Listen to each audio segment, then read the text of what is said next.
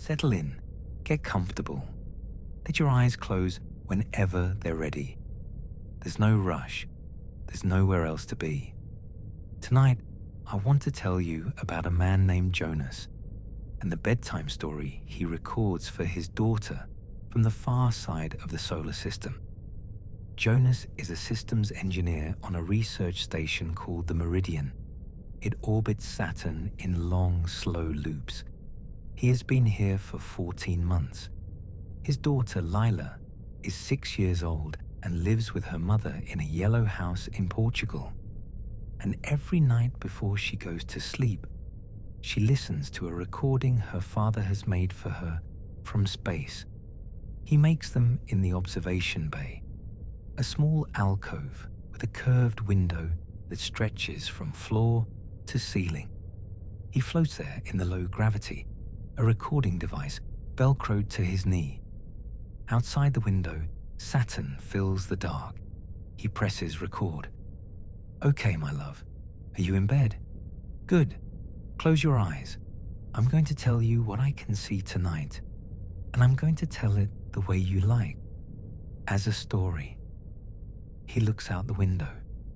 The planet glows in pale gold and cream, its bands swirling so slowly they seem still.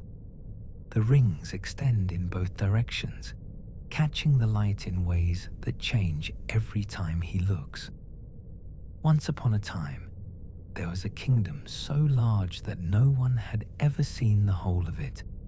It was round, like a ball, but if you could stand on its surface, you wouldn't see the ground, only clouds, clouds the color of honey and sand and the inside of a seashell. They moved like rivers, slow and wide, and they never stopped. He watches a storm system churn near the equator, pale against the darker bands around it. Around this kingdom there were bridges, not one, not two, hundreds. Thin, shining bridges that circled the whole kingdom in rings, stretching out so far they looked like a halo. And these bridges were made of ice, tiny pieces, each no bigger than a snowflake, floating side by side in a line that went on forever. No one built the bridges. They built themselves a long time ago out of bits of broken moons and captured comets that drifted too close and got caught in the kingdom's spell. Because the kingdom was so big that anything that came near it wanted to stay. Outside, far below the rings, one of Saturn's moons catches the light, a tiny pale dot. Now, on one of these bridges, there lived a knight, a very small knight, the smallest anyone had ever seen.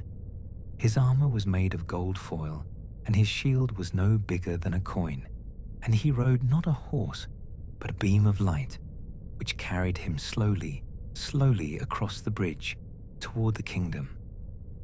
The knight had been traveling for years and years. He'd been sent from a faraway land, a little blue world on the other side of the sky, with a single quest: to look at the kingdom up close and send a message back home describing what he saw. Through the window, Jonas can see the probe, a real one, a small unmanned craft the station deployed to study the rings. It drifts above the ring plane, its single amber instrument light glowing in the dark.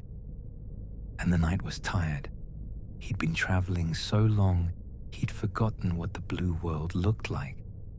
But he didn't stop, because every night, when the ice caught the light just right, he remembered why he'd come.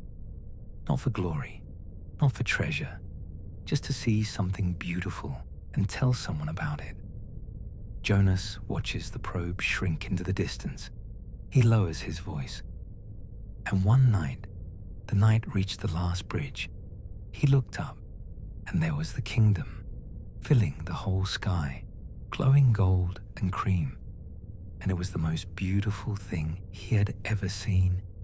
And he sat down on the ice, and he sent one last message home. He pauses. Do you know what the message said? He waits as though Lila might answer from across the solar system. It said, "I'm here. I made it. And I wish you could see what I see." Jonas stops the recording. Saturn turns outside the window, unhurried, ancient, wrapped in its rings of ice. The probe blinks once in the distance and drifts on. He saves the file. He sends it home. It will take just over an hour to reach Earth, and when it arrives, it will be evening in Portugal. Lila's mother will press play on the small speaker beside her bed, and Lila will close her eyes and listen to her father's voice describing a kingdom in the sky and a night made of gold foil and bridges made of ice. And she will fall asleep before the story ends. She always does. And that is exactly the point. For now, there's only this: the glow, the quiet, a father's voice crossing the dark. For now, there's only rest.